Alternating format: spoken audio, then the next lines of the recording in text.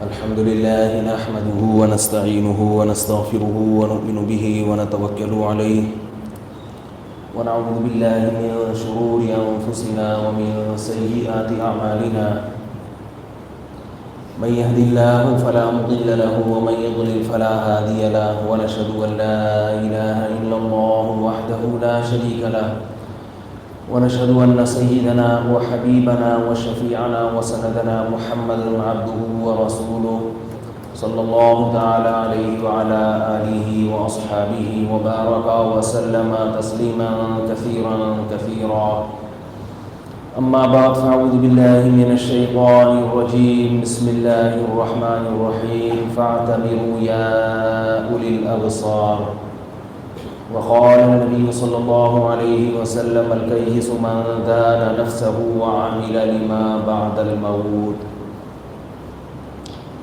قرآن مجید کی ایک آیت اور رسول اللہ صلی اللہ علیہ وسلم کی حدیث پڑھی ہے. دعا ہے اللہ تعالیٰ صحیح طرح سے بات کہنے کی، سننے کی، سمجھنے کی اور پھر عمل کی توفیق عطا فرمائے.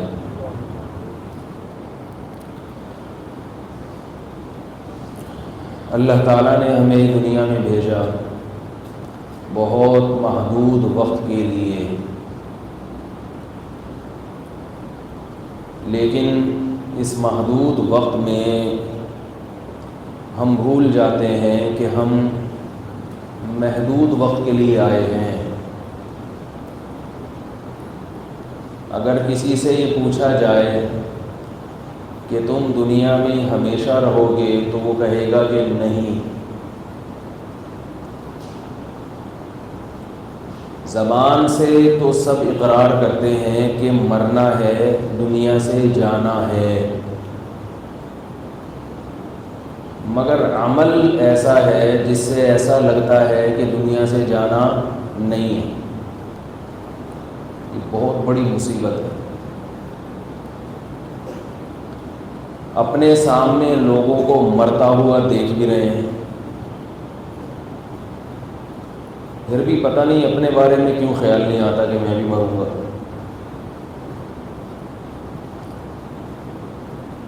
نبی صلی اللہ علیہ وسلم نے ارشاد فرمایا اکثروا من ذکر حازم اللذات الموت. تمام لذتوں کو ختم کر دینے والی چیز کو کثرت سے یاد کیا کرو، اور وہ چیز ہے موت. مرنا ہے، مرنا ہے، مرنا ہے، مرنا ہے، مرنا ہے. اس کا اتنا ورد چلتے پھرتے کرنا چاہیے کہ یہ اچھی طرح ذہن نشین ہو جائے.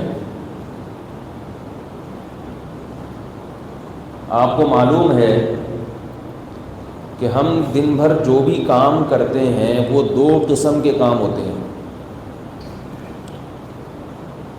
ایک وہ کام ہوتے ہیں جو ہم سوچ سمجھ کے اپنے ارادے سے کر رہے ہوتے ہیں. جیسے ابھی آپ لوگ میرا بیان سن رہے ہیں، جمعے کی نماز پڑھنے آئے، آٹومیٹیکلی نہیں آ گئے. سوچا آپ نے جائیں یا نہیں جائیں. اکثر تو ایسا ہی ہے، سوچا، خیال آیا، چلو چلتے ہیں. یہ ہے شعوری حرکت. جیسے میں ابھی بول رہا ہوں سوچ سوچ کے، سمجھ رہے ہیں؟ کھانا کھاتے ہیں سوچتے ہیں پہلے سے کیا کھانا ہے، گھر والے سوچتے ہیں کہ بھئی آج کیا پکانا ہے. یہ وہ حرکتیں ہیں، یہ وہ کام ہیں جو ہم پہلے سے سوچتے ہیں. کچھ کام ایسے ہوتے ہیں جو لاشعوری طور پر کر رہے ہوتے ہیں ہم. جیسے نوالا بنا کے جب آپ نے منہ میں ڈالا تو چبانے کے لیے سوچنا، بولو یار، نہیں پڑتا. کھانے کا تو ارادہ کرنا پڑتا ہے، کھاؤں کہ نہیں کھاؤں، چلو ناشتہ کر لو یار، آفس کی دیر ہو رہی ہے، لاؤ بیگم لے آؤ ناشتہ. ایسا ہی کہتے ہیں نا گھر میں، یا امی سے کہتے ہیں بچے، امی ناشتہ دے دیں. آج میرا موڈ نہیں ہے، یہ پراٹھا ہے نہیں، آج ڈبل روٹی کھانی ہے، یہ ملائی کیوں رکھ دی، آج تو جیم کھانا ہے، مکھن کھانا ہے. یہ سب سوچ کے ہو رہا ہوتا ہے. اب جب کھانے کا فیصلہ کر لیا اور منہ میں نوالا ڈال دیا، اب چبانے کے لیے سوچنا. اب یہ نہیں کہ سوچ کے چباؤں، چلو چبا لو، ایک اور دفعہ چباؤں، ہاں جی ایک اور دفعہ چبا لو. حکیم نے کہا ہے کہ 30 دفعہ چبانا چاہیے. تو اب گن گن کے وہ سوچنا نہیں پڑتا، وہ منہ میں نوالا گیا اور بکری کی طرح منہ گھومنا شروع ہو گیا. ہاں زیادہ چبانے کے لیے سوچنا پڑتا ہے. نارملی جتنا لوگ چباتے ہیں اس کے لیے سوچنا نہیں پڑتا، حالانکہ کام تو آپ کر رہے ہیں مگر یہ حرکت آپ کی لاشعوری حرکت ہے. لاشعوری،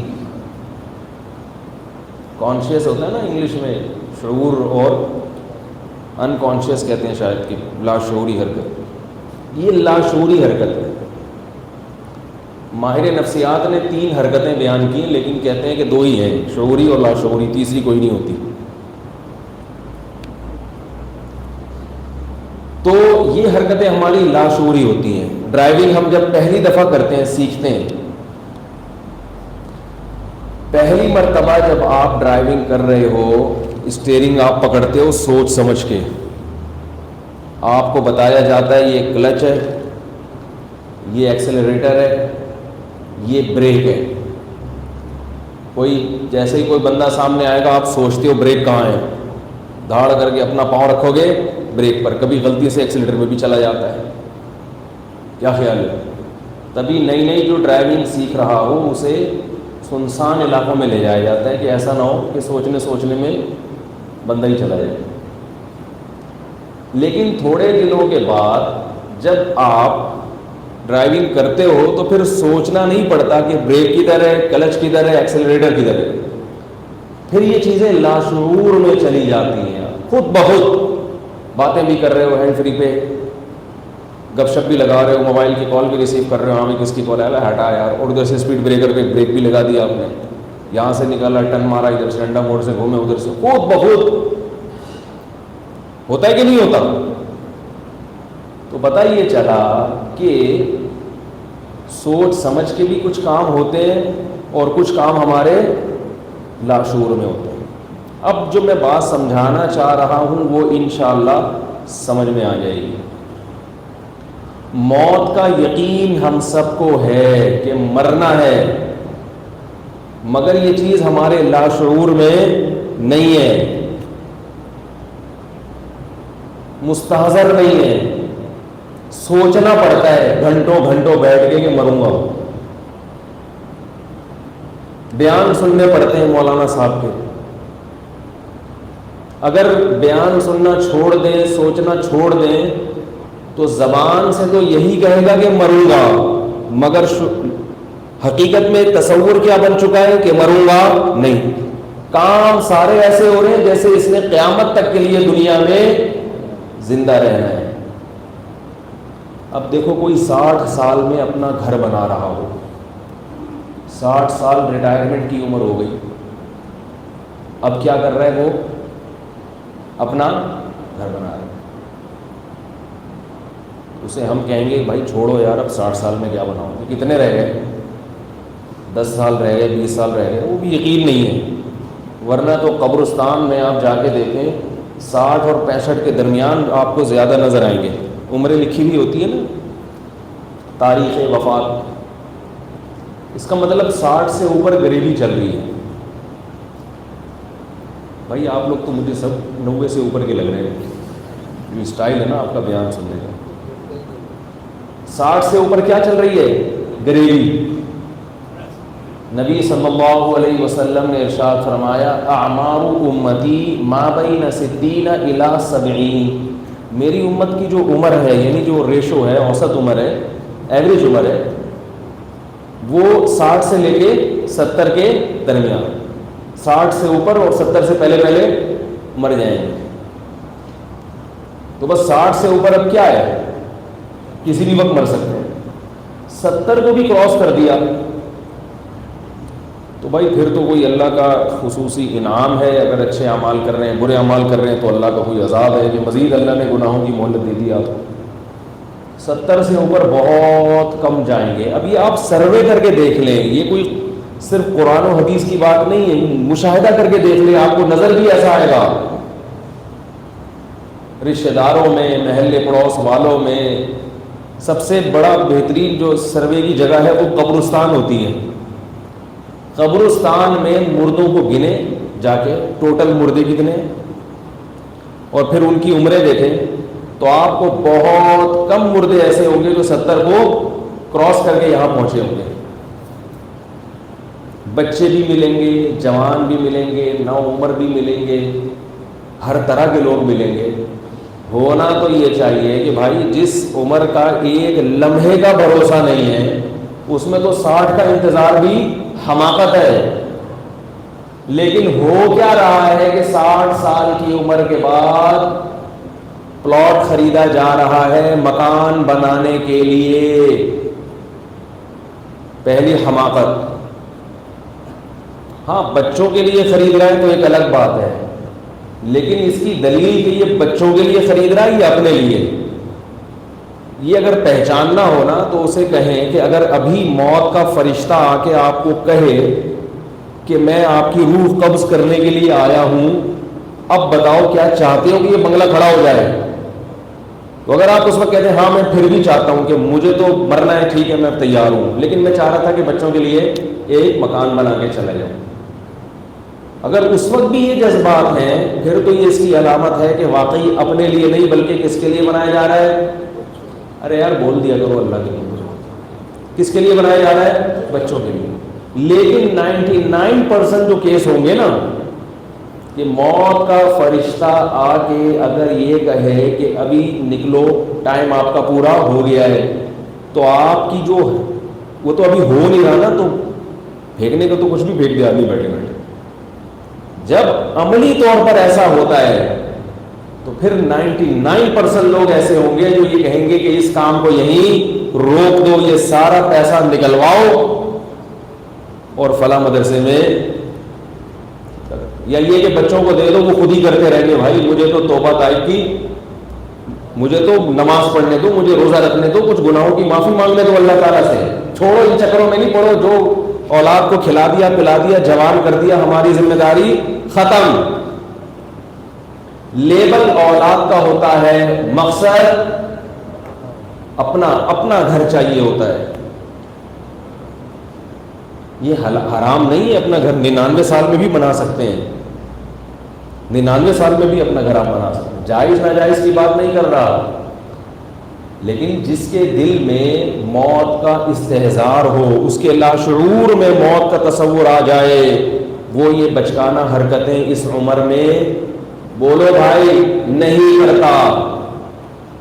کہتا ہے گزر گئی اب کیا کرنا ہے یار، کرائے پہ گزر گئی زندگی، گزر گئی، چھوڑو ادھر کی تیاری کرو، چلو وہاں کی نہیں بھی کرتے تو ادھر دل تو نہ لگاؤ کم از کم۔ ارے بھائی بس کا اڈا آنے والا ہے، آپ کو اترنا ہے، کنڈکٹر بول رہا ہے کہ بھائی بس آگے گڈی نو سائڈ تے لاؤ، اور جو یہاں کے پیسنجر ہیں وہ نیچے دروازے پہ آ جائیں، وہ بلاتے ہیں نا کہ ہاں بھائی صوفی صاحب ادھر آ جاؤ، شاباش آپ کا اسٹیشن اڈا آنے والا ہے۔ تو اس موقع پر آپ کو اگر منزل سے محبت نہ بھی ہو تو کم از کم اس بس سے دل نہیں لگاتے جس کو چھوڑنا ہے آپ نے۔ تو آخرت کی تیاری کا تصور نہ بھی ہو تو کم از کم دنیا جو چھوٹنے والی ہے اس سے تو دل نہ لگائے انسان۔ دیکھو جس سے تھوڑی دیر میں الگ ہونے والے ہیں، اس سے اتنی انویسٹمنٹ اس پہ کر دینا، کروڑوں روپے لگا دینا اس کے اوپر۔ لوگ ذہنی مریض بن رہے ہیں، 50 سال کی عمر میں بھی دولت کے بارے میں سوچ کے ہائے پیسہ نہیں، ہائے پیسہ نہیں، ہائے پیسہ نہیں۔ اور جن کے دلوں میں اللہ موت کو مستحضر کر دیتے ہیں، ان کی سب سے بڑی مزے کی زندگی کیا کہ وہ ٹینشن کھا لیا، ٹھیک ہے نہیں ہے کوئی بات نہیں، جانا کہاں ہے؟ قبر میں جانا ہے، نہیں ملے گا تو مر ہی جائیں گے نا، تو مل جائے گا تو نہیں مریں گے؟ ارے بھائی سمجھ میں نہیں آ رہا یار. بھائی نہیں ملے گا تو کیا ہوگا؟ زیادہ سے زیادہ مر جائیں گے نا. تو مل گیا تو بھی کیا ہو جائے گا؟ مر جائیں گے. بغیر کھائے بھی مرتا ہے اور کھا کے بھی مرتا ہے. بغیر کھائے دیر سے مرتا ہے. آپ کو پتہ ہے جب آدمی بھوکا رہتا ہے نا تو بیماریوں کے امکانات کم ہو جاتے ہیں. کیونکہ ہم جب بھوکے رہتے ہیں تو پہلے تو ہمارا معدہ دیکھتا ہے جو ادھر ادھر جو کچھ پڑا ہوا ہے اس کو نکالو، اس کو لگاؤ. پھر وہ چاہتا ہے کہ یار اب کچھ نہیں مل رہا تو جتنی اضافی چربی ہے جو کولیسٹرول بنا رہی تھی اس کو کھانا شروع کر دیتا ہے، وہاں سے انرجی لیتا ہے. پھر جتنے یہ جو کینسر کے مریض ہیں نا ان کا سب سے بعض لوگ ان کا علاج کرتے ہیں بھوکا رکھ کے. کینسر جو ہے کینسر پہلے حکیم اس کا علاج کیا کرتے تھے مریض کو بھوکا رکھ کے فاقوں میں ڈال دیتے تھے.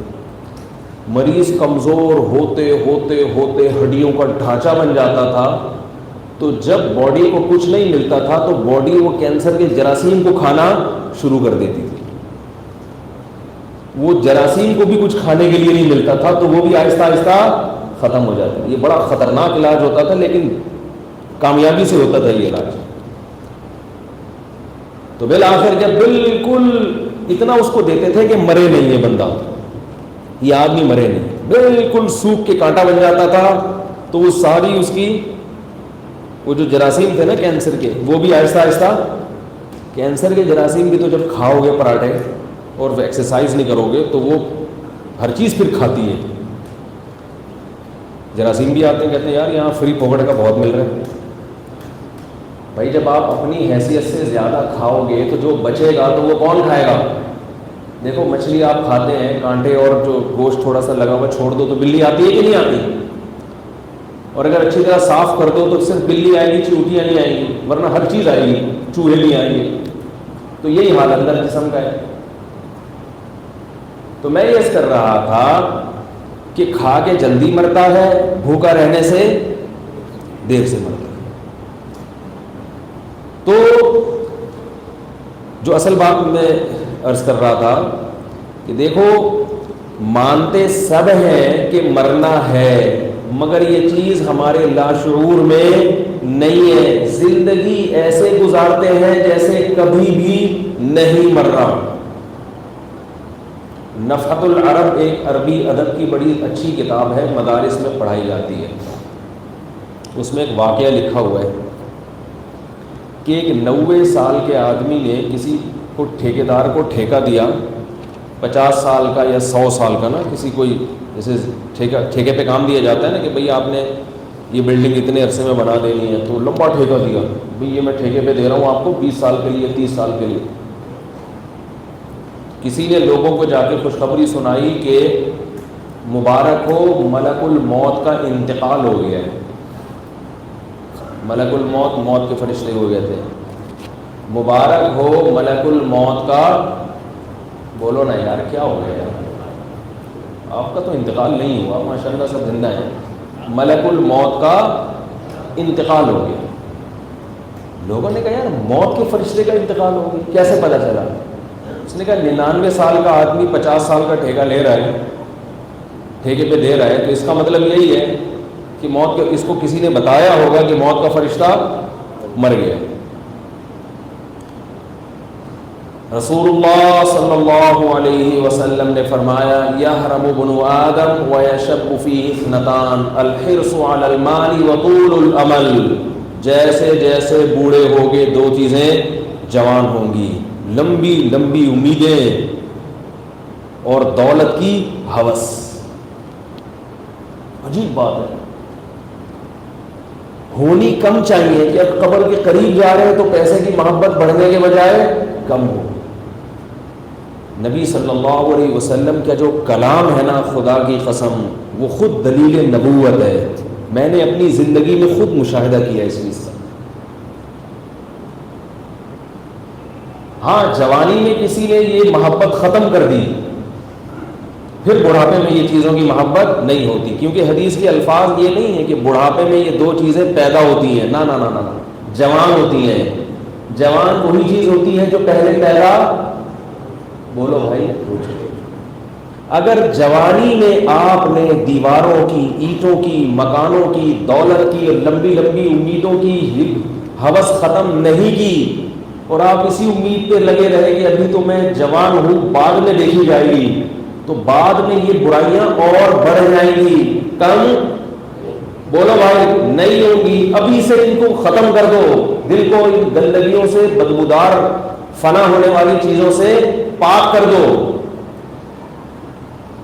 سکون کی زندگی گزرے گی اللہ کی قسم۔ سکون خواہشات کی تکمیل میں نہیں ہے، سکون اس میں نہیں ہے کہ آپ کی ساری خواہشیں پوری ہو جائیں۔ اگر اس میں سکون ہوتا تو سویڈن، جاپان اور امریکہ کے لوگ سب سے زیادہ سکون میں ہوتے۔ اف کیسے بتائیں یار بھائی، وہ ان کی تو ہر خواہش پوری ہو رہی ہے، ہو رہی کہ نہیں ہو رہی؟ علاج ان کا فری۔ امریکہ میں آپ کسی ہاسپٹل میں چلے جائیں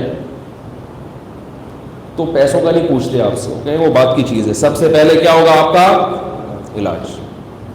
بورڈ پہ لکھا ہوا ہے، نوٹس بورڈ، ہسپتال میں جاتے ہی آپ جا کے پڑھ لیں، کسی امریکی سے پوچھیں، لکھا ہوا ہوتا ہے کہ آپ اگر مریض ہیں تو آپ کا یہاں مکمل علاج ہوگا۔ اور علاج بھی ہماری طرح نہیں ہوتا کہ میں نے تو ابھی لوٹ لیا فلاں اسپتال میں بھیج دو اس کو، بہت تمیز سے علاج ہوتا ہے۔ ڈاکٹر خیر خواہی کرتے ہیں پیشنٹ کے ساتھ، لا ایسا ہے، قانون ایسا ہے، گڑبڑ کر نہیں سکتے۔ ہمارے یہاں تو یہ نہیں پتہ ہوتا یہ مرے کیوں، علاج نہ ہونے کی وجہ سے مرے یا فلاں صاحب علاج کی وجہ سے مر گئے، یہ تو ہم فرض کر لیتے ہیں کہ بھائی مقدر میں تھا مر گیا، بس اللہ نے لکھی ہوئی تھی موت۔ مولوی صاحب نے کہا کہ اللہ نے کیا لکھی ہوئی تھی؟ موت لکھی تھی، مر گیا۔ ورنہ جس قسم کی چیزیں کھلائی جا رہی ہیں اینٹی بایوٹک، وہ تو ویسے ہی آپ کی زندگی کو کم کر رہی ہیں۔ تو نوٹس بورڈ میں لکھا ہوا ہوتا ہے کہ آپ جب جائیں گے تو آپ کا علاج مکمل ہوگا، آپ سے یہ نہیں پوچھا جائے گا کہ آپ کی قوم کیا ہے، آپ کس ملک کے ہیں، آپ کا مذہب کیا ہے، اور سب سے بڑی بات یہ کہ آپ کی جیب میں علاج کے پیسے ہیں یا نہیں ہیں۔ وہ کہتے ہیں یہ ہیومن رائٹس ہے کہ جو بیمار ہے وہ غریب ہو امیر ہو، صحت اس کا بہرحال حق ہے۔ بات کی ٹینشن ہے کہ پیسے تھے یا نہیں تھے، کیا خاندانی سسٹم ہے یا نہیں ہے۔ ایسے لوگوں کو تو بیماری نہیں ہونا چاہیے جہاں اتنا اچھا صحت کا سسٹم چل رہا ہو۔ اور ہمارے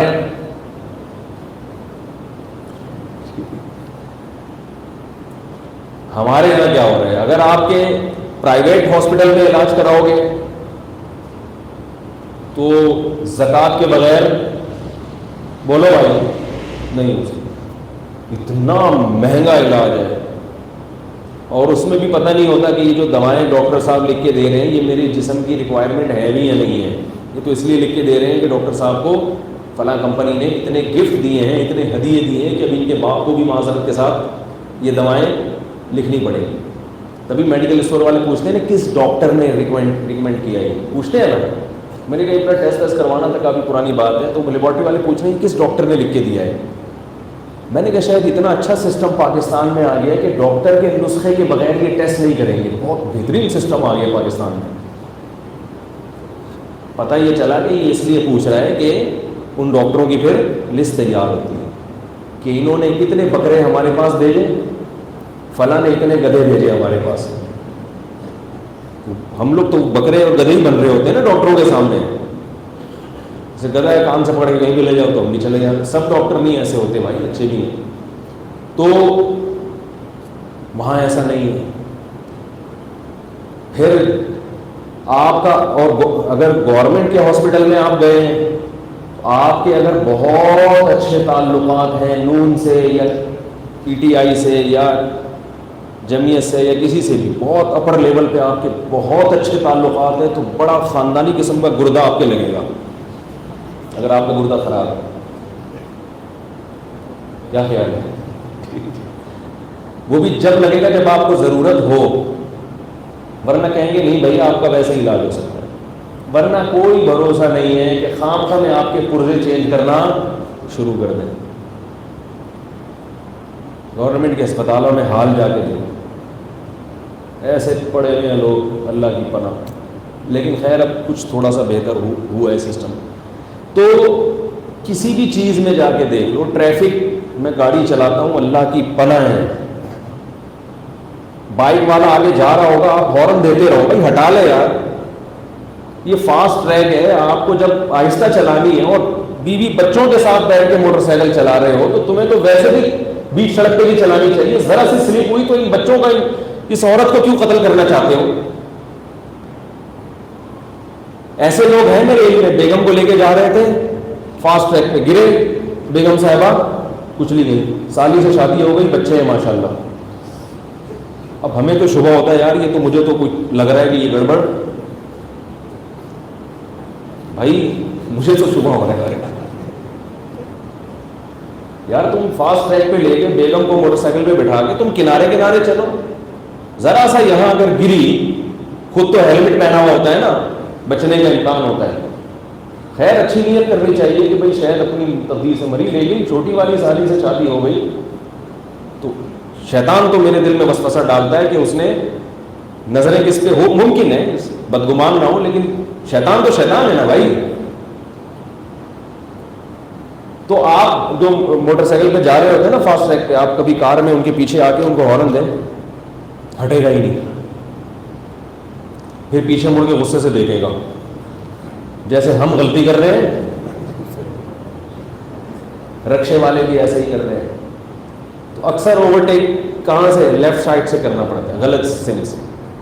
تو بس ایسے چل رہی ہوتی ہے گاڑیاں سڑک پہ، یوں یوں، جہاں سے جگہ ملے نکال لو. اور پیچھے لکھا ہوا بھی ہوتا ہے تپڑ ہے تو پاس کر ورنہ برداشت کر. رکشے کے پیچھے لکھا ہوتا ہے تپڑ ہے تو پاس کر، نکل کے دکھا تو آگے ورنہ کیا کر برداشت. ماں کی دعا جنت کی دعا. اور ایک کے پیچھے لکھا ہوا تھا باپ کی دعا ٹریکٹر کا دھواں.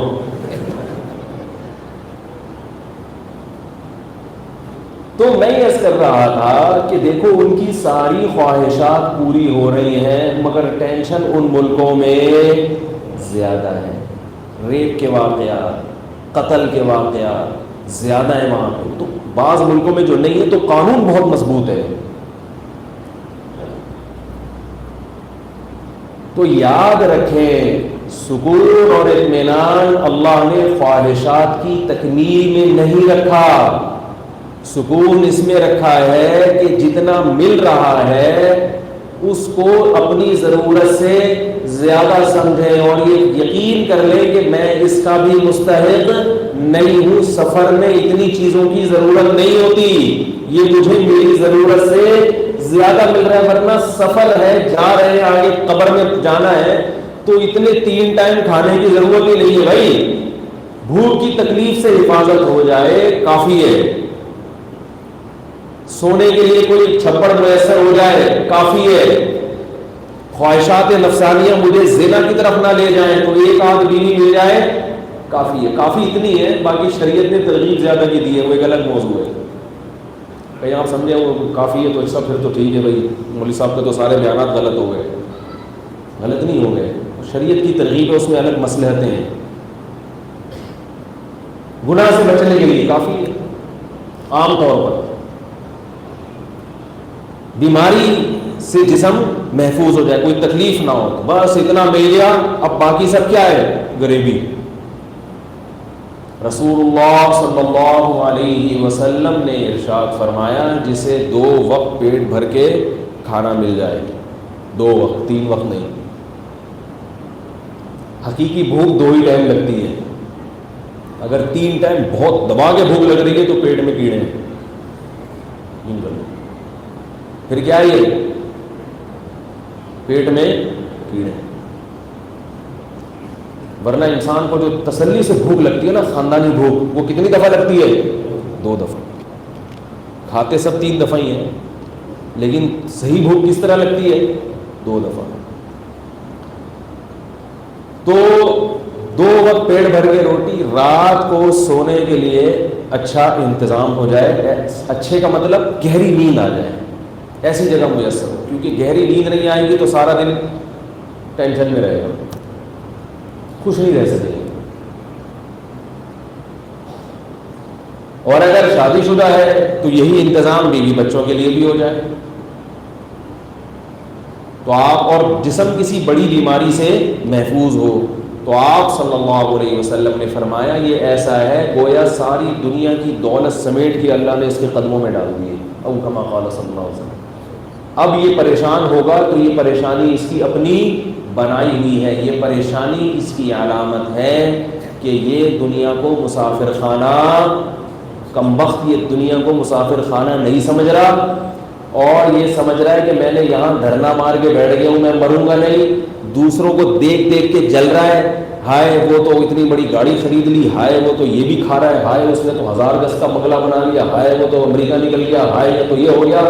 اللہ کے بندے جہاں بھی نکل جائے آئے گا تو قبرستان میں نا، کتنا آگے جائے گا واپس ٹرن ہو جائے گا، واپس پیچھے چلا جائے گا۔ عبرت کی آنکھیں اندھی نہ ہوں تو جہاں میں ہے عبرت کے ہر سو نمونے، بہت اللہ نے عبرت کی چیزیں دنیا میں رکھی ہیں۔ مجھے کسی نے بتایا کہ پچھلے مہینے یا 2-4 مہینے پہلے کسی انڈیا کی بہت مشہور اداکارہ کا انتقال ہو گیا، اور پتہ نہیں اچانک ہو گیا یا کسی نے گولی مار دی، واللہ عالم، مر گئی۔ تو بتانے والے بتا رہے تھے کہ بہت مشہور تھی اور بہت دنیا میں اس کے گانے وانے چلے، لیکن اچانک مر گئی۔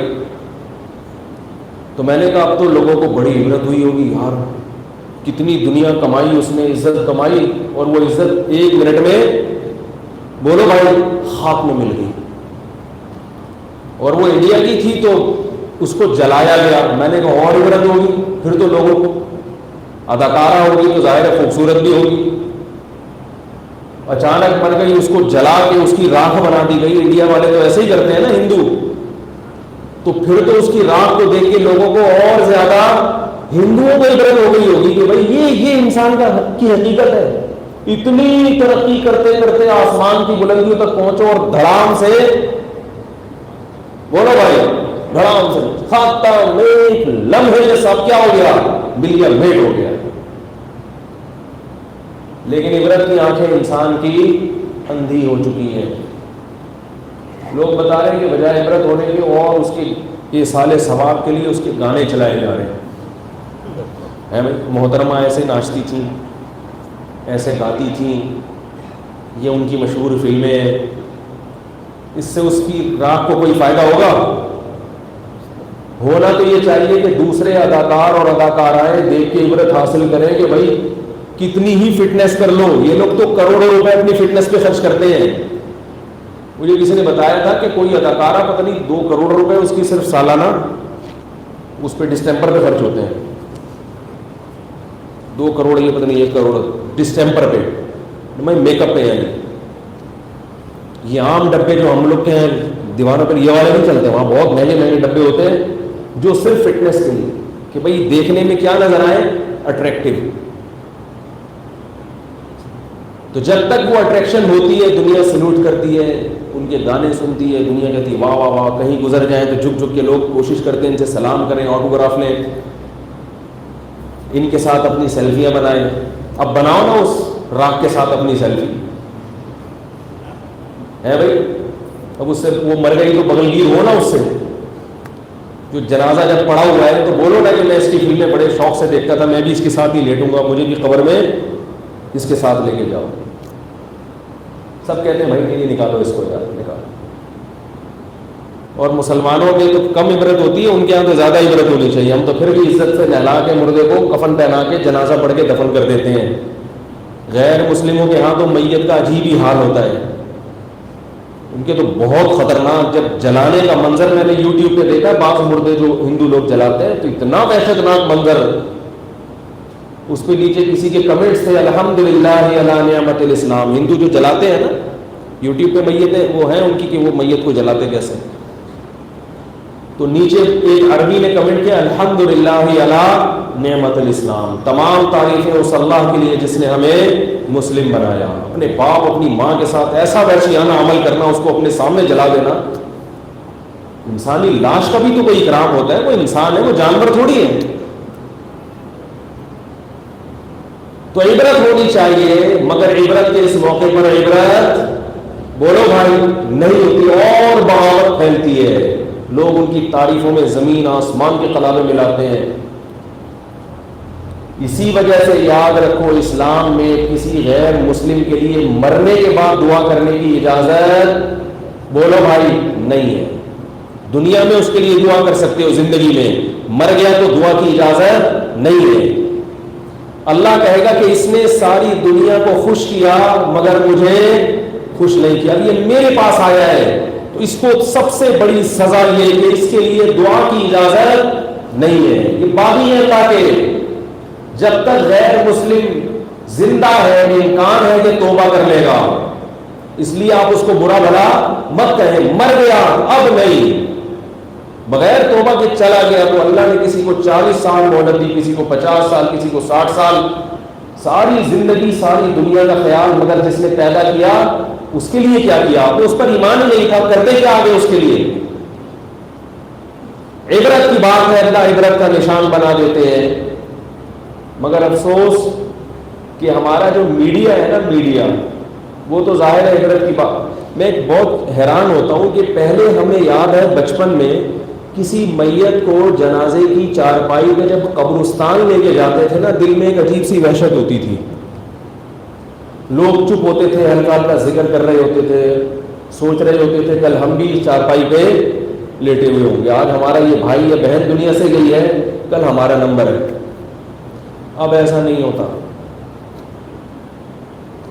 اب باتیں کر رہے ہوتے ہیں، جنازے کی چارپائی کو لے کے جا رہے ہیں، باتیں، یار تو نے سنا ہے وہ بحریہ ٹاؤن میں تو نے 20 پلاٹ خرید لیے، یار میرا تو یہ خیال ہے کہ یہ مجھے تو 2 نمبر لگ رہا ہے، یہ ایسا کر گلشن مہمان میں لے لے، ابے سنا آج کل سریانی کے ریٹ بڑے ٹائٹ چل رہے ہیں، ابے سنا ہے یہ گوادر ابھی بننے والا ہے نا، یہاں پلاٹ لے کے ڈال دیں، یہ باتیں ہو رہی ہوتی ہیں۔ اللہ بتا رہے ہیں کہ تو بحریہ پورا ٹاؤن، بحریہ ٹاؤن بھی خرید لے نا، جو بحریہ ٹاؤن کا مالک ہے نا وہ بھی کل اسی چارپائی کے اوپر بول دیا کرو بھائی میں آپ کے لاشعور میں ڈالنا چاہ رہا ہوں یہ چیزیں، میں اپنے لیے بھی کہہ رہا ہوں یہ باتیں کہ مجھے بھی اللہ سمجھ دے۔ کل بحریہ ٹاؤن کا مالک بھی اسی چارپائی پہ لیٹا ہوا ہوگا، جب وہ لیٹے گا تو اللہ تمہیں کیسے چھوڑ دے گا؟ تمہارے تو 4-5 پلاٹ ہے، اس پہ تم فنڈر بنے پھر رہے ہو۔ ایسے ایسے حکمران دنیا میں پیدا ہوئے، آدھی آدھی زمینوں پہ حکومت کی ہے انہوں نے، تھوڑے دنوں کے بعد وہ بھی کہاں کے لیٹ گئے؟ بولو نا یار، چارپائی پہ لیٹ گئے۔ کہتے ہیں کہ جو سکندر ہے نا بادشاہ، جس نے پوری دنیا پہ حکومت کی ہے، دنیا میں چند نام ایسے جنہوں نے پوری دنیا پہ حکومت کی ہے، اللہ ماشاءاللہ بہت ہی کم علاقہ چھوڑا ہوگا، سکندر اعظم بھی انہی میں سے گزرا ہے۔ ہزاروں باندیاں خوبصورت، سینکڑوں ہزاروں بیویاں، دنیا کی ہر خوبصورت عورت اس کے آنگن میں آتی تھی، اتنی عیاشی کی ہے اس نے، جو کہتا تھا ہو جاتا تھا۔ سفر میں اس کی موت واقع ہوئی ہے، سفر میں موت کے وقت کہا جاتا ہے اس نے وصیت کی کہ جب میں مر جاؤں تو کفن سے میرے ہاتھ ایسے خالی نکال دینا، دنیا عبرت کا نشان بنے گی، دیکھے گی کچھ بھی اپنے ساتھ لے کر نہیں جا رہا۔ تو جن کو یہ حقیقت سمجھ میں آ گئی نا کہ ایسے ہوگا، انہوں نے شروع ہی سے دنیا سے دل نہیں لگایا۔ کماؤ ضرور، دل نہ لگاؤ۔ ایک چیز رکھی جاتی ہے دل نہیں لگایا جاتا، اور ایک چیز رکھی نہ جائے مگر دل لگا لیا جائے، یا رکھی جائے دل لگا لیا جائے، یہ ٹینشن کی بات ہے۔ دل صرف کس کو دینا ہے بھائی؟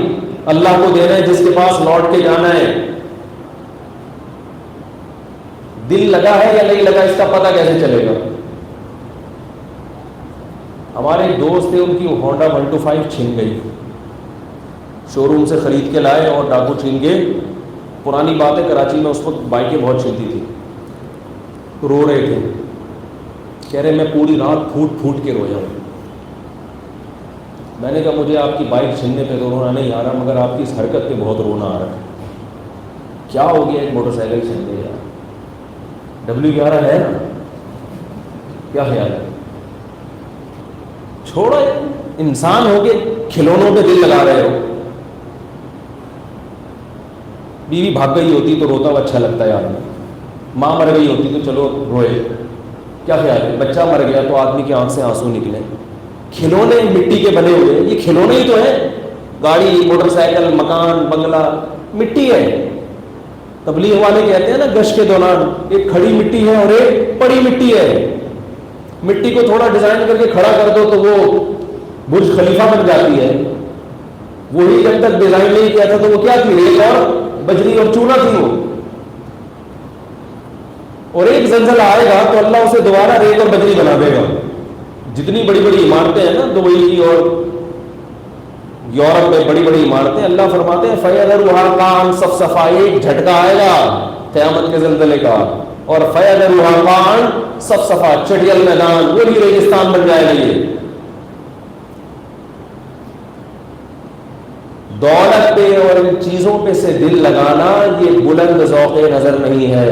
شاعر نے کہا ہے ارے یہ کیا ظلم کر رہا ہے کہ دم حسینوں کا بھر رہا ہے، جو مرنے والوں پہ مر رہا ہے بلند ذوق نظر نہیں ہے. تیری نظر کا جو معیار ہے نا وہ بہت ہی گھٹیا اور بہت ہی پست ہے.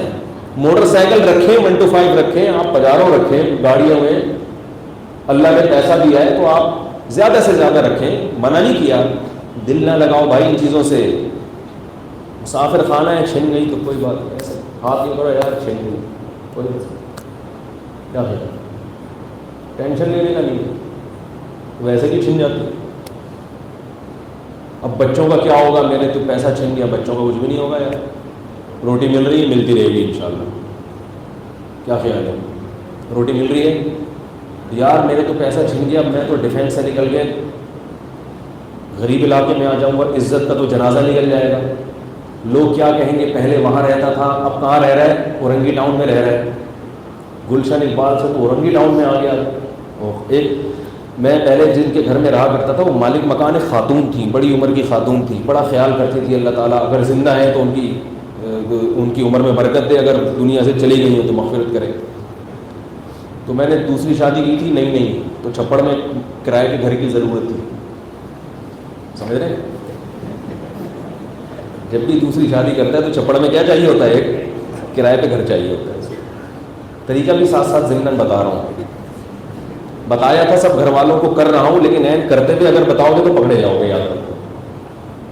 تو پہلے بتاؤ کہ کروں گا، کرتے ہوئے بھی این وقت پہ ہی بتاؤ.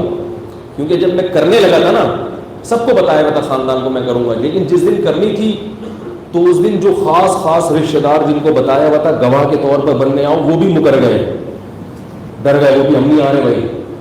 میں پریشان یار، بھائی مکر گیا، سگا بھائی کہہ رہا بھائی اپنی ذمہ داری پہ ہم نہیں آ رہے. بھائی 1 سال سے سمجھا رہا ہوں، ذہن بنا رہا ہوں، کہہ رہے نہیں بھائی ہم پکڑے جائیں گے یار. یہ حال ہو گیا نا. لڑکی والوں کے رشتے صرف ابا اماں آئے، ان کے بھی رشتے دار نہیں آ رہے، ہمارے بھی بہت سو کو تو ہم نے بتایا نہیں تھا، وہ تو چترول لگاتے. جن کو بتایا تھا ذہن سازی کی وہ عین موقع پہ مکر گئے. بولے بھائی خود کرو. بھائی دوستی کے تانے یار، تم دوست ہو جگری. بھائی جگری کچھ نہیں ہوتا، شادی تم کر رہے ہو پٹیں گے ہم. تو ایسے موقع پہ ضرورت ہوتی ہے چھپڑ میں کوئی کرائے پہ گھر لیا. اور مجھے کسی نے بتایا کہ مالک مکان ایک خاتون تھی، اس کو اگر بتا دیا نا کہ دوسری کر رہا ہوں تو گھر بھی نہیں دے گی کرائے پر. وہ سمجھے کہ پتہ نہیں کس قسم کا آدمی آ گیا ہے، جو غلط قسم کے لوگ ہیں یہ، ان کو گھر نہیں دو. تو ان کو نہیں بتانا، ان کو بتانا پہلی ہے. ہم نے کچھ بتایا نہیں، بس شادی ہو گئی، نہ پہلی بتایا نہ دوسری. ان کو تصور بھی نہیں تھا کہ شکل سے اتنا نیک آدمی لگ رہا ہے یہ دوسری بھی کر سکتا ہے. شکل سے ان کے تصور ہی نہیں تھا، انہوں نے کہا پہلی کر رہا ہوگا، شکل سے نیک لگ رہا ہے. تو اس وقت جو مالک مکان کی خاتون تھی بیچاری، بڑی نیک خاتون، اللہ تعالیٰ اگر وہ زندہ ہیں تو عمر میں برکت دے، دنیا سے چلی گئی ہے تو ان کی مغفرت کرے. تو وہ مجھے کہا کرتی تھی کہ بیٹا میرے پاس بڑا گھر تھا، ہمارے میاں کے کاروبار میں نقصان ہو گیا، میں کرائے پر آ گئی. روتی رہتی تھی یہ بیچاری سوچ. ہائے ہمارے وہ دن تھے، ہائے وہ دن تھے جب میرے میاں کا کیا تھا، بڑا بزنس. ان کا کوئی شوہر کو لاس ہوا تھا اور وہ بیچارے روڈ پہ آ گئے تو مکان بک گیا, گاڑی بک گئی, تو غریبوں والی زندگی پر آ گئے. ہاں تو مکان ان کا کرائے پر نہیں تھے, سوری اپنا مکان تھا مگر چھوٹا مکان, 4-5 کمرے تھے, ایک کمرہ ہم نے لے لیا, 2 کمرے ان کے پاس تھے. یہ بھی یاد رکھو جب شادی کیا کرو نا تو یہ نہ دیکھا کرو کہ 10 سال کے بعد جب اتنے بچے ہو جائیں گے تو یہ کمرے کا مکان تو چھوٹا پڑ جائے گا. وہ بھائی بات کی اللہ پہ چھوڑ دو. ابھی فی الحال دیکھو ایک عدد بیوی کے لیے کتنا گھر چاہیے آپ, جب بچے ہوں گے تو جس اللہ نے ابھی ایک گھر دیا ہے وہ بعد میں بھی. اگر میں اس وقت بیٹھ کے سوچتا رہتا کہ میرے جب 5 بچے ہو جائیں, ان وائف سے میرے 5 بچے ہیں الحمدللہ, میں سوچتا رہتا یار 5 بچوں کے ساتھ ایک گھر میں ایک کمرے میں کیسے رہوں گا. ہم نے کہا ابھی بسم اللہ کرو, پھر بات کی دیکھی جائے گی. تو ہو جاتا ہے, سب کچھ ہو جاتا ہے. نکاح کے معاملے میں کیلکولیٹر لے کے نہیں بیٹھا کرو, کیونکہ اللہ نے فرما دیا یکونوا فقراء یغنیہم اللہ من فضلہ, فقیر ہو گئے تو اللہ اپنے فضل سے غنی کر دے گا. اللہ نے ہر چیز حساب و کتاب سے نہیں رکھی ہے, کیلکولیشن سے نہیں ہوتی. کام کرو, آگے بڑھتے جاؤ, اللہ تعالیٰ آپ کے لیے راہیں کھولتا چلا جائے گا. تو وہ بیچاری رویا کرتی تھی, ہائے بیٹا ہمارے اتنا بڑا بزنس تھا, اتنا بڑا گھر تھا, اب کس پہ آ گئے. مجھے حیرانگی ہو رہی تھی کہ میں جو ان کا کرایہ دار ہوں, میں جس کے پاس ان کے لحاظ سے کچھ بھی نہیں ہے, جو میری تنخواہ آتی ہے 1 تاریخ سے پہلے ختم ہو جاتی ہے, اور میری ذمہ داریاں بھی زیادہ ہیں, 2 گھر ہیں, بچے بھی ہیں, پہلی بار سے تو بچے تھے, گھر بھی زیادہ میرے, ذمہ داریاں بھی زیادہ, اور آگے بھی اولاد کا امکان ہے, ساری چیزیں ہیں, اور ہمارے پاس تو ایک بالش بھی زمین نہیں ہے, اور ہم ان کے کرایہ دار ہیں. اللہ کا فضل ہے, ہم خوش بیٹھے ہیں, اور جو لینڈ لارڈ ہے وہ کیا کر رہا ہے, وہ رو رہا ہے, ہائے ہو گیا, ہائے ہو گیا, ہائے ہو گیا. مجھے بڑا دل چاہتا تھا ان کو کس طریقے سے سمجھاؤں کہ اماں چھوڑ دو یہ فکریں, ابھی تیاری کرو کس کی, آپ 55-60 کی تو ہو گئی ہو, ٹھیک ہے 55-60 تو وہ تو مانیں گے ہی نا. اگر کسی خاتون کو کہہ دیں نا 55-60 کی ہیں تو پھر وہ بہت غصہ آ جائے گا, وہ پھر ڈپریشن سے ہی نہ کہیں. سب کی بات نہیں کر رہا, جو بیان سن رہی ہیں ان کے علاوہ کی بات کر رہا ہوں. تو ہمارے ایک رشتہ دار خاتون, اللہ تعالیٰ ان کی مغفرت فرمائے, اپنے آپ کو 30 کا کہتے کہتے 70 سال میں دنیا سے چلی گئی. 30 کے بعد بریک لگی تھی, اور وہ میں اس لیے بتا رہا ہوں کہ وہ ڈاکٹر کو بھی عمر کم بتاتی تھی. اور بھائی ڈاکٹر کو تو عمر پوری بتاؤ نا, تاکہ وہ اس حساب سے آپ کی بیماری کو ٹریس کر سکے کہ بھائی اس عمر میں اتنا بی پی نارمل ہے, اس 30 سال سے پہلے کے حالات کچھ اور ہوتے ہیں. 30 سال ڈاکٹر کو بھی عمر فون پہ بتا رہی ہے کم, وہ اس نے دوا دے دی, وہ مر گئی, اس نے اسی حساب سے دوا دے دی. عمر زیادہ نہیں بتانا اپنی, چاہے مر گئے. اب اس پہ خوش ہے کہ میں 30 سال میں دنیا سے چلی گئی. اللہ تعالیٰ مغفرت فرمائے. تو وہ بیچاری خاتون روتی کہ میرے پاس ذاتی وہ جو اتنا بڑا بنگلہ تھا اور یہ سب تھا, وہ سب کیا ہو گیا. میرا دل چاہتا تھا ان کو سمجھاؤں میں, چھوڑو اماں جی, اللہ نے تمہیں اتنا دیا ہے کہ ہم کرایہ دار ہیں اور آپ کیا ہو, مالک مقام. جب چاہو مکان سے بڑے مارے گا اللہ. ہم تو دیوار میں کیل بھی ٹھوکتے تھے تو یہ ڈرتے تھے کہ مجھے گھڑی لگانی تھی دیوار میں. تو میں ذرا خیال کرتا ہوں کہ بھائی جس کا گھر ہے اس کو کہیں یہ نہ ہو کہ یہ. پھر مجھے خیال ہوا کہ کیل ٹھوکنے میں کیا ہے, کوئی بھی آئے گا تو گھڑی کے لیے تو چاہیے نا. تو وہ بیچاری بڑی نیک خاتون تھی, بڑی سیدھی سادھی. اچھا ان کے گھر سے جو آواز بھی مجھے بعض دفعہ آ جاتی تھی, اپنے گھر میں کچھ کہہ رہی ہوتی تھی نا میرے بارے میں. تو ایک دن میں کیل ٹھوک رہا ہوں گھڑی لگانے کے لیے, کہہ رہی کمبخت دیواروں کا بیڑا گرک کر رہے ہیں یہ لوگ. میں کیل ٹھوک رہا ہوں, مجھے آواز آئی کہ یہ لوگ کیا کر رہے ہیں, دیواروں کا بیڑا گرک کر رہے ہیں. تو میں جب جاتا تھا تو بڑے مسکراہٹ میں, ہاں بیٹا خیریت سے ہوتا تھی. ان کو تو نہیں کہا, سب آوازیں آ رہی ہیں, سب آوازیں آ رہی ہیں. وہ ملفوظ مجھے یاد آتا ہے, یعنی دیواروں کا بیڑا غرق کر رہے ہیں. تو اب اس خاتون وہ ڈپریشن میں کیوں گئی, وہ یہ دیکھ رہی ہے کہ کیا ان کا اپنا ایک تصور بنایا ہے کہ یہ ہونا چاہیے تھا اور یہ نہیں ہے. اور میں میرے جیسا نالائق آدمی جو بہت کمزور ہے دین میں مگر وہ پھر بھی خوش کیوں ہے کہ یار ایک کی کتنی ہو گئی؟ 2 ہو گئی، ہم اسی کو خوش ہیں کہ یار ہم مستحق تو ایک کے بھی نہیں تھے. میں اسی پہ خوش رہتا تھا کہ یار اللہ نے اتنے سستے میں کرائے پہ گھر دلا دیا. اسی پہ ہم لوگوں سے ملتے تھے، خوش ہوتے تھے. لوگ کہتے یار کیا کریں یار اتنی کم میں، اتنی کم تنخواہ میں الحمدللہ کتنی ہو گئی اور گھر بھی مل گیا یار کم کرائے پر، سستے پر، اچھی جگہ میں. اسی پہ خوش ہوتے ہیں، خوشی سے نیندیں اڑی. تو خوش کیوں ہو رہے ہیں کہ بھائی اپنے آپ کو اس کا بھی مستحق نہیں سمجھتے کہ یار ہم تو مولوی آدمی، ہمارے تو ایک بھی کوئی نہیں دے گا ہم کو، مولوی کو کون گفٹ کراتا ہے، اور گھر کہاں سے ملے گا، کیا ہوگا، کیا ہوگا، کاروبار کیا ہوگا. تو جو مل گیا تو اس پہ اللہ تعالیٰ شکر کی توفیق دے رہے ہیں. تو یاد رکھو یہ ہر ایک کے ساتھ ہے. جو مل جائے نا اس کو بھیک سمجھ کے لے لیا کرو، جو نہیں ملا اس پہ غم مت کرو. اچھا اس خاتون کو جو اصل میں بات بتا رہا تھا اس کا بھی غم ہوتا تھا کہ ہمارے دیگر رشتہ داروں کا لائف اسٹائل وہی لگژری ہے اور ہمارا کیا ہو گیا غریبوں والا. پہلے وہ ہم سے پیسے مانگا کرتے تھے، اب ہم بعد میں ان کے محتاج ہو گئے. ہائے ہائے ہائے ہائے، بس بیچاری، یہ بیچاری کیا تھا.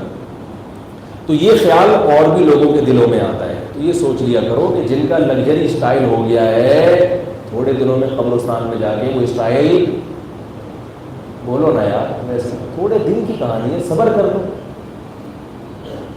صبر کر لو. کتنا بڑا گھر بنا لیں گے، کیا ہو جائے گا بھائی. جن کا لگژری اسٹائل ہو گیا، جو اس خاتون کی عمر کی خواتین ہوں گی انہیں کو دیکھ انسان اپنی ہم عمر سے جیلسی ہوتی ہے اس کو کہ بھائی میں جو تھی، میں پہلے اتنے بڑے گھر میں رہتی تھی اور میری جو وہ لگتی ہیں کزن جو چمونی آپا ہیں وہ بھی آپا بن چکی ہوں گی نا اس عمر میں. وہ چمونی آپا جو ہے وہ ان کا وہی اسٹائل ہے. تو بھائی چمونی آپا کے بارے میں سوچ لو عمر کتنی رہ گئی، 15-20 سال وہ زندہ رہیں گی، میں بھی 15-20 سال زندہ رہوں گی، دونوں کی قبر میں ملاقات ہو جائے گی. وہ بھی وہ اسٹائل ختم، ہمارا بھی اسٹائل ختم. تو چاہے بھائی قارون کے خزانے جمع کر لو یا فرعون کی حکومت بنا لو، آنا کہاں ہے؟ قبر میں آنا ہے. تو کیا جلنا، کیا کوڑنا، کیا دوسروں کو دیکھ دیکھ کے رالے ٹپکانا، ہائے اس نے اتنا پیسہ بنا لیا، ہائے اس نے یہ کر لیا، ہائے وہ وہاں پہنچ گیا. بھائی کہیں نہیں پہنچا، واپس آ رہے ہیں. کیا کر رہے ہو؟ واپس آ رہے. تو یہ جتنی اسپیڈ سے بھاگو گے نا اتنی اسپیڈ سے واپس آؤ. اس پہ ایک چھوٹا سا چٹکلا یاد آ رہا ہے بات سمجھانے کے لیے. واپس ضرور آنا ہے، چھوڑ کے جاؤ گے. وہ ایک آدمی کا گدھا تھا بہت مریل، سنا ہوگا آپ لوگوں نے. گدھا تھا بہت زیادہ مریل، چل نہیں رہا تھا. تو اس نے کسی سے پوچھا یار یہ گدھا سست ہے، اس کے کیا ہونے گا؟ قریب میں کوئی حکیم صاحب ہے ان کے پاس لے جاؤ، کوئی ایسا چورن ورن کھلا دیں گے بھاگے گا. حکیم صاحب کے پاس گیا. حکیم صاحب نے سرخ مرچوں کا پاؤڈر دے دیا اور کہا یہ گدھے کے تھوڑا سا لگا، سمجھ رہے، مناسب جگہ پہ لگا دیں. جب وہ مناسب جگہ پہ گدھے کے لگا ہے، وہ مرچیں لگی ہیں، تو گدھے کی اسپیڈ ڈبل ہو گئی. اب گدھا اتنی اسپیڈ سے بھاگ رہا ہے، یہ گدھے کے پیچھے پیچھے، اور گدھا بہت آگے نکل گیا. اب بڑی مصیبت کہ یار اتنی بھی اسپیڈ کا نہیں چاہتا کہ میری 10 طرح سے ہی آگے نکل جائے. تو راستے میں کوئی دوسرے حکیم صاحب تھے، یہ ان کے پاس گیا، بولا بھائی مجھے بھی کوئی ایسا چورن کھلاؤ، دوا کھلاؤ کہ میری بھی اسپیڈ گدھے جیسی ہو جائے. تو انہوں نے کہا اپنے بھی لگا لو. کیا کرو؟ مرچیں اپنے بھی لگا لو. اب ان سے غلطی یہ ہوئی کہ جتنی مرچیں گدھے کے لگائی تھی اتنی اپنے ہی لگا لی. اب یہ بھاگے جا رہے ہیں، گدھے کی مرچیں ختم ہوئی، گدھا تو آگے کھڑا ہو گیا، ان کی ابھی ختم، لیکن یہ گدھے سے بھی آگے نکل گئے. اب گدھے سے آگے نکلتے ہوئے لوگوں کو کہہ رہے ہیں اس کو پکڑ کے رکھنا، میں ابھی واپس آ رہا ہوں، اس کو یہاں روک کے رکھو، میں بھی آگے سے بولو بھائی واپس آ. تو یہ جو دنیا کی ہوس ہے نا، ہوس، اس کی مثال بالکل ایسے ہی مرچیں ہیں جو غلط جگہ پہ لگ گئی ہیں معذرت کے ساتھ. اب بھاگے چلے جا رہے ہیں، بھاگے چلے جا رہے ہیں، اتنی مرچیں ایک دن انشاءاللہ ختم ہو جائیں گی. پھر احساس ہوگا کہ جو پوائنٹ تھا نا اس سے بھی آگے نکلیں گے. تھوڑی سی رہے تو ٹھیک ہے تاکہ دنیا میں کچھ کام کاج ہوتے رہے. ہمارے یہاں یہ تھوڑی سی نہیں ہے، ضرورت سے بالکل بھی ختم ہو گئی تو بھی غلط ہے, تھوڑا سا دنیا بھی کمانی ہے, لیکن ہم میں سب کو یہ مرچیں زیادہ لگ گئی ہے, تو جو اصل پوائنٹ ہے نا اس سے ہم سب آگے نکل رہے ہیں. اور آگے نکلنے کی علامت کیا ہے؟ ڈپریشن کا مریض بننا. وہ کیوں اتنا آگے جا رہا ہے, اس کو یہ ہو گیا, اس کو یہ ہو گیا. اس کا مطلب دنیا کی محبت کی جتنی ضرورت ہے اس سے زیادہ ضرورت ہمارے دلوں میں دنیا کی پیدا ہو گئی ہے. کیسے سمجھائیں بھائی؟ لطیفے بھی سنا دیے, قرآن و سنت بھی بتا دیا, مثالیں بھی دے دی.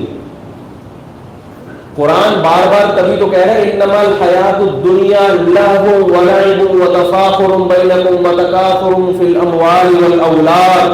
فرمائے دنیا کی زینت کیا ہے؟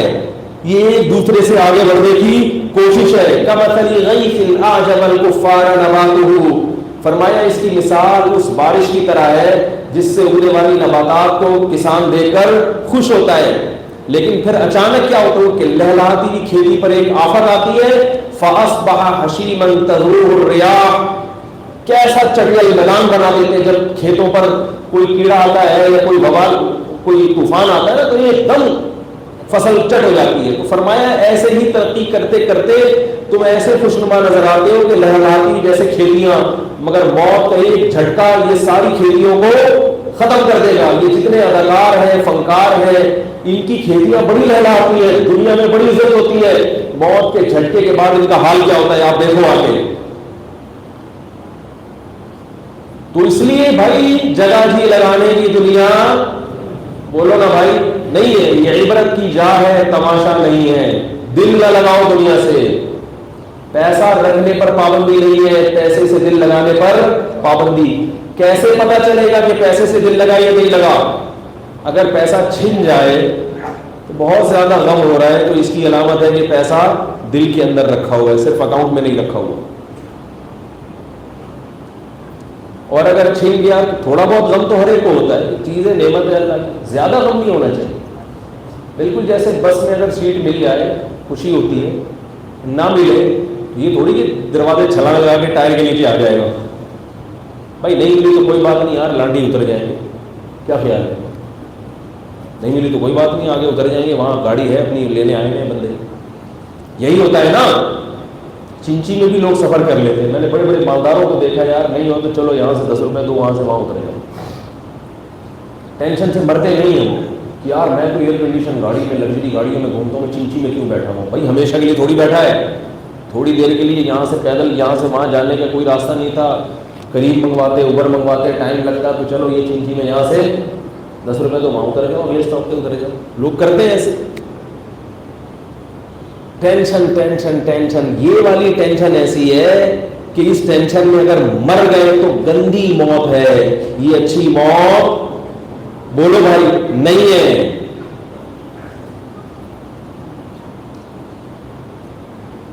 دولت کے پیچھے جان دے دینا, اپنے پیسے کی حفاظت کرتے ہوئے لڑتے ہوئے مر جانا, وہ تو شہادت ہے, وہ الگ چیز ہے. حدیث میں آتا ہے کوئی تم سے پیسہ چھین رہا ہے تو لڑو اس سے. وہ اس لیے کہ معاشرے سے برائی ختم کرنے کے لیے, کہ ایسا نہیں کوئی بھی آیا آپ کی چیز چھین کے چلا جائے, اس کو نہ تو لڑو. اگر فرمایا کہ لڑتے ہوئے قتل ہو گئے تو شہید ہو گئے, اس کی لاجک کچھ اور ہے, پھینکنا نہیں ہے. تو بھائی دنیا سے دل نہیں لگانا. اور ایک آخری بات, بہت اہم بات, کہ آپ کا دنیا سے دل لگا ہے یا نہیں لگا, اس کی ایک علامت تو میں نے بتائی کہ چھننے پہ غم کتنا ہوتا ہے. دوسری ایک علامت یہ ہے کہ آپ نے رکھی بھی کتنی ہے. بہت مشکل, بہت اہم چیز ہے, آپ نے رکھی بھی کتنی. جو چیزیں استعمال میں آ رہی ہے نا وہ تو ٹھیک ہے, اللہ نے آپ کو زیادہ پیسہ دیا ہے تو آپ اچھا کپڑا پہنے, اچھا گھر بنائیں, سہولت کی چیزیں رکھیں اس میں. نبی صلی اللہ علیہ وسلم نے فرمایا ان اللہ یحب ان یرا اثر نعمتہ علی عبدہ. اللہ چاہتے ہیں کہ اللہ نے جو بندے کو نعمت دی ہے اس کے آثار اس پہ نظر آئے. گھر سے, گاڑی سے, لباس سے, خوراک سے نظر آنا چاہیے. لیکن جمع کرنا شریعت میں پسندیدہ نہیں ہے. جمع کر کے رکھنا اس کی علامت ہے کہ آپ اپنے آپ کو مسافر, بولو نا یار, نہیں سمجھتے. مسافر ٹرین میں آپ جا رہے ہیں اور وہ آپ کے پاس کچھ کھانے پینے کی چیزیں لے کر آیا, آپ کو پتہ ہے کہ مجھ سے یہ چیزیں واپس لے لی جائیں گی, تلاشی کے بعد مجھے نیچے اتارا جائے گا, پھر بھی آپ وہ کھانے کے کوفتے شاپر میں جمع کر رہے ہو کہ اگلے اسٹیشن پہ کھاؤں گا. بھائی اگلے پہ آپ کو مل جائے گا, پھر بھی ہوس, پھر بھی ہوس, پھر بھی ہوس. اس کے لیے میں ایک بات کہتا ہوں کہ اپنے بینک اکاؤنٹ کو جا کے دیکھیں کتنا پیسہ پڑا ہوا ہے. پھر بولے کہ علماء نے ایک ضابطہ بیان کیا ہے کہ آپ کے مہینے کا جو خرچہ ہے نا, ماہانہ جو خرچہ ہے آپ کا اپنی ذات پہ, اپنے بیوی بچوں پہ, اپنے گھر پہ جو خرچہ ہو رہا ہے, اس خرچے کو 12 سے ضرب دیں. کس سے؟ اتنے پیسے بینک میں اپنے اکاؤنٹ میں رکھیں تاکہ ابھی جاب چھوٹ گئی تو 1 سال کے لیے آپ کے پاس انتظام, بولو گا یار, ہو. کیونکہ کچھ اسباب بھی اختیار کر لیں. بالکل ہی اسباب کے بغیر اللہ پہ توکل کرنا یہ بھی درست نہیں ہے. اگر آپ کی جاب چلی گئی تو جتنا آپ کا ابھی لائف اسٹائل ہے, جو کھانے پینے کی عادت پڑ چکی ہے, وہ 1 سال تک آپ کسی سے قرضہ لیے بغیر چل سکیں. تو 1 سال میں اللہ کی رحمت سے امید ہے کہ کوئی دوسرا کاروبار یا جاب مل جائے گی. نہیں ملی تو پھر تو ایک حادثہ ہے اللہ کی طرف سے. وہ حادثہ تو اور بھی طرح سے, وہ تو چلتا ہوا کاروبار بھی اللہ چھین سکتے ہیں نا. 1 سال تک کا اپنے پاس کیا رکھیں, جمع رکھیں. باقی کیا کرنا ہے, بہت خطرناک باتیں کر رہا ہوں یار, دوبارہ آنا نہ چھوڑنے لگے. اس کے علاوہ کیا کرنا ہے, صدقہ کرنا ہے. معذرت کے ساتھ کیا کرنا ہے, چھوڑو, غریبوں کو کھلاؤ, اپنے لیے آخرت میں کیا کرو, مدرسے کو دے دیں, کوئی مکان خرید کے, پلاٹ خرید کے مدرسے کے لیے, مسجد کے لیے وقف کر دیں. آخرت کے لیے کیا کرنا ہے بھائی, ذخیرہ. شیطان کیا کر رہا ہے, اللہ بہت بڑا ہے, جس نے بھی کھلایا کھلا لیں گے. شیطان کیا کہ نہیں کھلایا تو مرے جائیں گے, نہیں کھلایا تو کیا ہوگا, وہ بھائی مریں گے ہی نا. اتنی کیوں موت سے نفرت ہو رہی ہے, جو کام ہونا ہی ہے اس سے اتنی نفرت کرو گے, یہ تو غلط ہو جائے گا نا. پولیس کے بغیر مشکل کیس ہے بھائی. جب یہ بحث میں نے چھیڑ دی ہے, اس میں کچھ اور چیزیں بھی ہیں. اگر آپ یہ سمجھتے ہیں کہ بھائی میرے تو اول تو آج کل یہ سمجھنے کی ضرورت نہیں کہ میرے کتنے بچے ہیں, بچے اتنے ہوتے ہی نہیں آج کل. وہ اللہ پہ توکل ہے نہیں نا, تو وہ جمع کر کے بچے بھی کم پیدا کرو تاکہ کم وقت یہ نہ کھا جائے میرا پیسہ. تو اللہ تعالیٰ نے خاندان سے ہی محروم کر دیا, محبتوں سے ہی کیا کر دیا, محروم کر دیا. لیکن اگر اولاد زیادہ ہے, آپ کو یہ ڈر ہے کہ یار اگر میں نے 1 سال کا رکھا, باقی میں نے سارا فی سبیل اللہ خرچ کر دیا, تو ہو سکتا ہے یہ ہو جائے, ہو سکتا ہے یہ ہو جائے. ٹھیک ہے, پھر آپ ان پیسوں سے بچوں کے لیے کوئی چیز خرید کے بچوں کے ہینڈ اوور کر دیں, بیٹا یہ تمہیں میں نے کیا کر دیا ہے, اپنی ملکیت سے نکال دیا, یہ تمہیں دے دیا میں نے. ٹھیک ہے نا, 4 بچے ہیں تو چاروں کو کیا کر دیے, بحریہ ٹاؤن میں ایک پلاٹ خرید کے. ارے بھائی بولو یار, ان کو دو بیٹا, ابھی میں اپنے پاس ہی رکھوں, میں غیر ضروری چیزیں اپنے پاس, میں ہلکا پھلکا ہو کے دنیا سے جانا چاہتا ہوں. یہ پلاٹ تم لے لو, یہ تم لے لو, یہ بیٹی تم لے لو, یہ تم لے لو. بعض دفعہ یہ ڈر ہوتا ہے کہ یہ بچے پلاٹ بیچ کے عیاشی میں نہ اڑا دیں, تو بھائی ان کے نام کر کے فائلیں اپنے پاس رکھ لیں. کافی گاڑی ہو گئی آج, کرنا پڑے گا. اللہ کو یہ خالی پیلی کے دعوے قبول نہیں. آپ ہی تو کہتے ہو مجھے دنیا سے محبت نہیں ہے, اللہ کہ اس کی دلیل کیا تجھے دنیا سے محبت نہیں ہے, کیا دلیل ہے؟ یہ تو تم نے 1 کروڑ روپے بینک میں رکھے ہوئے ہیں کہ دنیا سے محبت نہیں ہوتی, تو یہ اتنے پیسے جمع کر کے رکھے ہوئے ہوتے ہیں بھائی, کیوں رکھے ہوئے یہ؟ خیر کے کام میں لگاؤ, چاہے اپنی اولاد پہ ہی لگا دو, وہ بھی خیر ہے. اگر آپ بیمار ہیں, کمزور ہیں, آپ کو یہ ڈر ہے کہ میں جلدی مر جاؤں گا اور میری بیوی جوان ہے, تو بیوی کو 1 پلاٹ دے دیں. ہمارے حضرت نے ایسے ہی کیا تھا, ایک گھر بنا کے اپنی زوجہ کو دے دیا کہ بھائی میری عمر زیادہ ہے, میں مر جاؤں گا تو میرے بعد تمہارے لیے کوئی گھر ہونا چاہیے. اپنی ملکیت میں نہیں رکھی کوئی چیزیں. ہمارے حضرت کی ملکیت میں 1100 یا 1200 روپے ہوتے تھے ماہانہ, بس. باقی جتنا پیسہ آ رہا ہے سب کیا کرو, بانٹ بوٹ کے ختم. کھاتے پیتے بڑے اسٹائلش خوراک تھی, خرچ کرتے تھے, باقی سارا کیا کر دیا, اپنی ذات پہ بھی خرچ اور مدارس پہ بھی, گھر والوں پہ بھی خرچ. خود ہاتھ کیا رکھنا ہے, اپنی جیبیں ہلکی رکھنی, اور اگر جمع کرنا ہے تو بس کتنا, 1 سال کا. سمجھ رہے ہیں کہ نہیں سمجھ رہے ہیں؟ ورنہ یاد رکھو غیر مسلموں والی زندگی ہوگی, پھر ٹینشن سے پاگل ہو جاؤ گے. پھر ہم جو اپنے سابق صدر پہ روتے ہیں نا کہ اتنی انہوں نے جاگیرداریں اتنی جاگیریں بنا دی, اسٹیل مل بھی کھا گئے, اور نون نے یہ کر دیا, مسلم لیگ نون نے, تو ہم میں اور ان میں کوئی فرق نہیں رہے گا. ان کے پاس وسائل تھے تو انہوں نے اتنا کھا لیا, ہمارے پاس نہیں ہے تو ہم 2-4 کروڑ روپے رکھ لیتے ہیں بس. دنیا سے دل نہیں لگانا. یہ بہت اہم ٹاپک ہے کہ رکھنا کتنا ہے, تو اس پر میں انشاءاللہ اگلے ہفتے بھی بات کروں گا. یہ بہت اہم بات ہے, مجھے یاد دینا ہے کہ ہم نے اپنے جو وسائل ہمارے پاس ہیں ان میں جمع کتنا کرنا ہے, اور کتنا اضافی ہے جو ہم نے کیا کر دینا ہے, خرچ کر دینا ہے. تو ابھی آپ اس پر عمل نہ کریں, اگلے بیان کا انتظار کریں, پھر میں اس میں مزید کچھ ڈیٹیل بتاؤں گا. اور اگلے بیان میں آپ آنے سے پہلے یہ سب کچھ سوچ کے آئیں کہ مولوی صاحب کیا کریں گے, آج ہماری جیبیں خالی کریں. میں خود نہیں لوں گا, چندہ نہیں مانگوں گا آپ سے, آپ کو جگہ بتاؤں گا, جو اضافی ہے وہ کیا کر دو, اڑا دو, خرچ کر دو. میں تو اپنے گھر میں الحمدللہ میں نے اپنے اوپر یہ التزام کیا ہوا ہے کہ گھر میں جو چیز سال میں 1 بار بھی استعمال نہیں ہوئی نا, اس کو گھر میں رہنے پر پابندی ہے, چاہے وہ کتنی قیمتی ہو, کتنی ضرورت مند ہو, اس کو کیا کرنا ہے, نکال باہر گھر میں. 1 سال تک استعمال نہیں ہوئی, ہم کیا کرتے ہیں, یار ہو سکتا ہے آڑے وقت میں کیا آ جائے, ہاں بھائی سال میں آڑا وقت نہیں آیا, نکالو اس کو, جب آئے گا تو دیکھا جائے گا. ہلکا پھلکا کیا خیال ہے, کپڑے اگر نئے آ گئے, پرانے والے, خواتین کے گھروں میں پیٹیاں ہوتی ہیں, آپ کھولو نا, 20 سال پہلے یہ میری نانی نے مجھے گفٹ دی تھی, یہ پوری پیٹیاں نکل رہی ہوتی ہیں کپڑوں.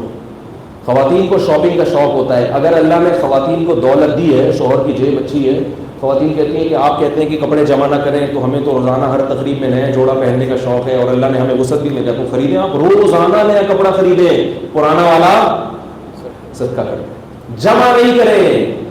ہم آپ کو لگژری اسٹائل سے منع نہیں کر رہے. سلیمان علیہ السلام کا جو طرز حیات تھا بڑا لگژری تھا. شریعت نے ہمیں لگژری لائف اسٹائل سے منع نہیں کیا, شریعت نے دولت جمع کرنے سے منع کیا ہے.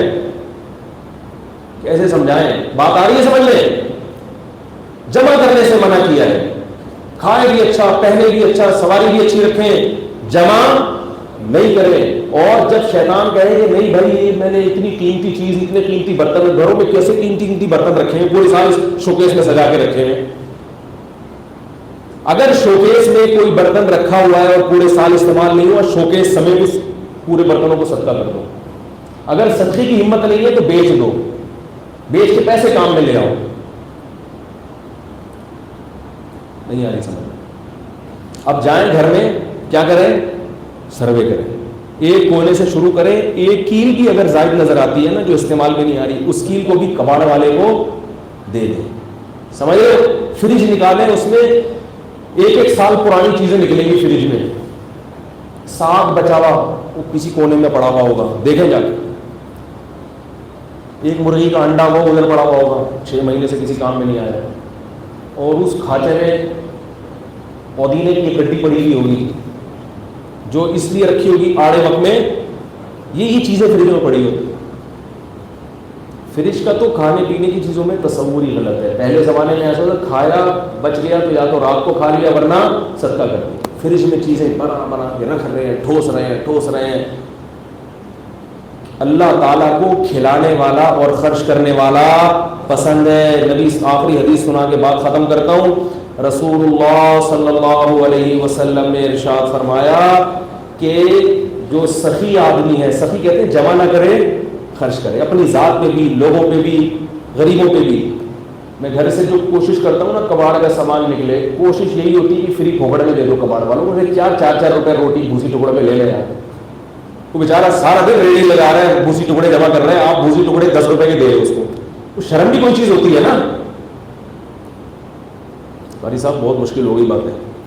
اور بھائی وہ بیچارہ ریڑھی میں اتنی بھوسی ٹکڑے جمع کر رہے ہیں، فری فائر میں پکڑا کر جائیں گے، ہمارے کسی کام کے نہیں، کیا تول کے تمہیں لینا، لے لے بھائی یہ لوہے کی چیزیں، یہ پنجرا ویسے ہی لے جائے. اس کو بھی پورا جو نا بارگیننگ ہو رہی ہوتی ہے. یہ کی ایک چھٹانک کی، اس کی الگ لگا. بھکاریوں کو مت دو، یہ جو ریڑیاں لے کے گھوم رہے ہیں یہ تو بیچارے مستحق ہیں. کباڑ جو گھر سے نکلا ہے ایسے ہی پکڑا دو اس کو. ابھی میں نے ایک طوطوں کا پنجرا پالا ہوا تھا، بہت بڑا پنجرا، بڑی محنت سے جا کے خریدا تھا، ٹائم ہی نہیں مل رہا اس میں طوطے پالنے کا. تو یہی سوچ کے گئے بھائی ابھی جب ٹائم ملے گا تو طوطے لا کے پالیں گے. پورا سال گزر گیا، 1 سال گزر گیا. ہم نے کہا اب سزا کیا ہے؟ گھر میں فالتو چیز بولو بھائی نہیں رکھو. اب یہ پنجرا کیا ہوگا؟ مسجد کے خادمہ سے بولا اس کو اٹھا کے ٹین ڈبے والے کو دے دو. اب شیطان یہ کہتا ہے یار ابھی تو پلان تو ہے نا، تو بھائی جب پلان اب ہوگا تو اب دوبارہ سے سزا کیا ہے؟ دوبارہ سے جا کے خریدیں گے. ورنہ ایسے گھر میں کباڑ اچھا خاصا جمع ہو جاتا ہے. یہ بھی ضرورت ہو سکتا ہے یہ بیٹی کی شادی پہ کام آ جائے، لوگوں نے ایسی چیز